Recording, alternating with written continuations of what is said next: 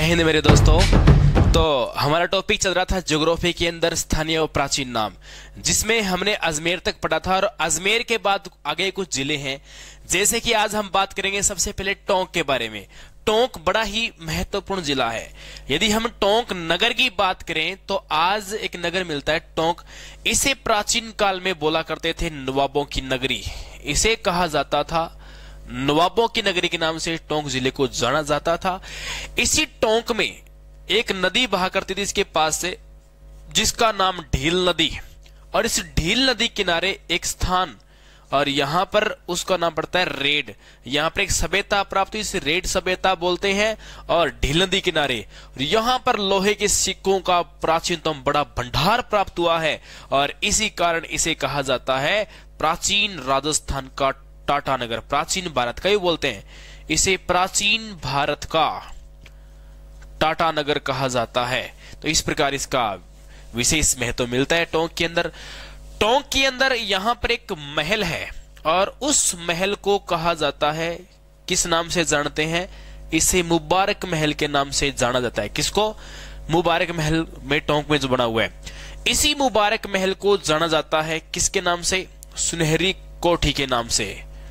इसी को सुनहरी कोठी बोलते हैं, और यही आपका मुबारक महल है। देखो क्या था कि सन 2014 से पहले राजस्थान के अंदर हमारा जो ऊंट पशु है, ये ऊंट एक सामान्य स्तर का पशु था, लेकिन सन 2014 में इस ऊंट को बना दिया गया राजस्थान विरासत पशु।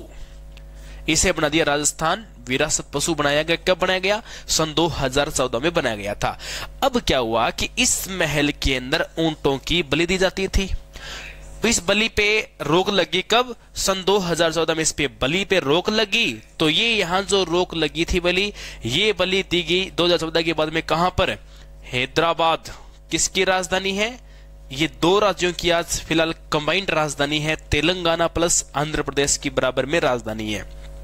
ये टोंक की खास बात आती है। बाकी टोंक के अंदर बता दूं एक खास बात है, उर्दू संग्रहालय।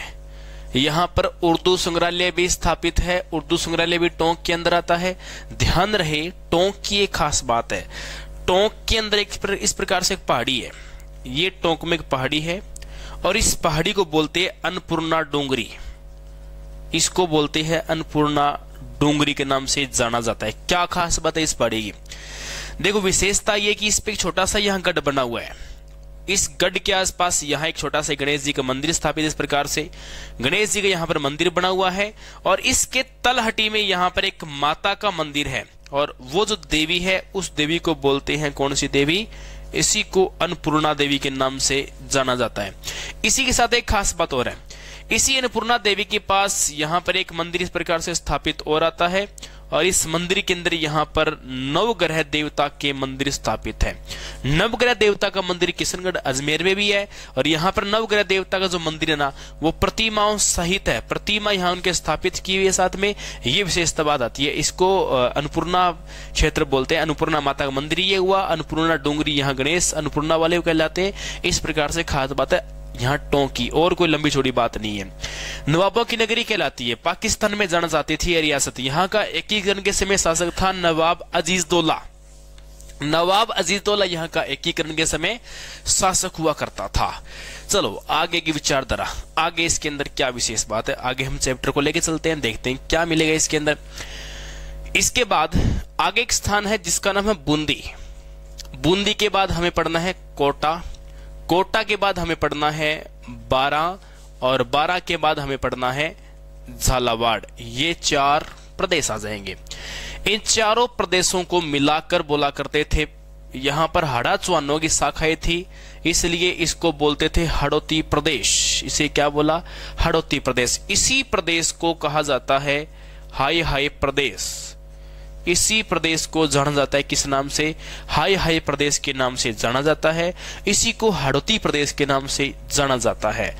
बूंदी के कई उपनाम हैं। इसे बोलते हैं राजस्थान की छोटी कोसी, छोटी काशी। इसे राजस्थान की छोटी काशी बोलते हैं। इसी को राजस्थान में कहा जाता है सिटी ऑफ स्टेप वेल्स। इसका मतलब है बावड़ियों का शहर। इसी को बावड़ियों का शहर बोलते हैं, इसी को राजस्थान की छोटी काशी बोलते हैं। ये हमारे बूंदी के उपनाम है। अब बात करते हैं कोटा की। इसे बोलते हैं राजस्थान में प्रदूषण नगरी, इसे बोलते हैं राजस्थान का कानपुर। कानपुर यूपी का एक प्रदूषण वाला शहर है, उस शहर से इसकी तुलना होती है कानपुर की। इसके अलावा इसे बोलते हैं राजस्थान का नालंदा। नालंदा क्या है कि एक बता देता हूँ, बिहार में एक वहां विश्वविद्यालय था नालंदा के नाम से। ये हमारे प्राचीन भारत का दूसरा विश्वविद्यालय है। पहला था तक्षशिला, दूसरा नालंदा शिक्षा नगरी में अगर नहीं था। इस प्रकार आज हाल फिलहाल में एक 2011 के अनुसार देखें तो कोटा जिले का साक्षरता स्तर सबसे आगे है। इस प्रकार तुलना इसकी हो जाती है। फिर हम बारां की बात करते हैं। बारां को बोलते हैं राजस्थान की मसाला नगरी, इसे राजस्थान की मसाला नगरी के नाम से जानते हैं। इसी बारां को जाना जाता है किसके नाम से? वराह नगरी के नाम से। इसी को वराह नगरी के नाम से जानते हैं, इसी को मसाला नगरी के नाम से जानते हैं। किसको? बारां को जाना जाता है। ठीक है। अब है झालावाड़, इसके बहुत से नाम है। इसे बोलते हैं घंटियों का शहर, इसे बोलते हैं घंटियों का शहर। इसी का प्राचीन नाम है, इसे बोलते हैं झालरा पाटन। इसी को बोलते हैं राजस्थान का नागपुर। नागपुर क्यों बोलते हैं? क्योंकि यहां पर क्या होते हैं?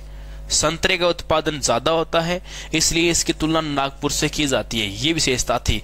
बूंदी का प्राचीन नाम वृंदावती भी नाम मिलता है, ये भी नाम मिलता है। कोटा कोई विशेष प्राचीन नाम नहीं, बारां का कोई विशेष प्राचीन नाम नहीं।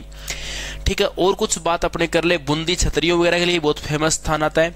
बारां में बता दूं, बारां के अंदर एक स्थान पड़ता है सोरसन, आपने नाम सुना हो तो। सोरसन बारां क्यों महत्वपूर्ण है? सोरसन बारां के अंदर एक देवी का मंदिर बना हुआ है, उस देवी का नाम है ब्राह्मणी माता।